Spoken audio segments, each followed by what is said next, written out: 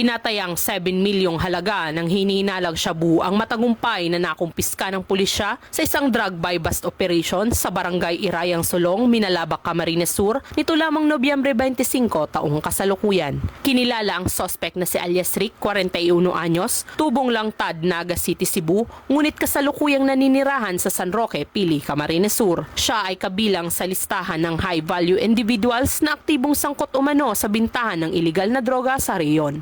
Nakumpiska sa suspect ang 21 piraso ng heat-sealed transparent plastic sachet na naglalaman ng humigit kumulang sa 1,050 gramo ng hinihinalang shabu na nagkakahalaga ng umaabot sa higit 7,140,000 pesos. Sa kasalukuyan, nasa kustudiya na ng Minalabak Municipal Police Station ng suspect at nahaharap sa kasong paglabag sa Republic Act 9165 o ang Comprehensive Dangerous Drugs Act of 2002. Mula dito sa Riyong Bicol, ako ang inyong PNN Correspondent, Police Corporal Angelito Recampo, alagad ng batas, tagataguyod ng Balitang Pulis.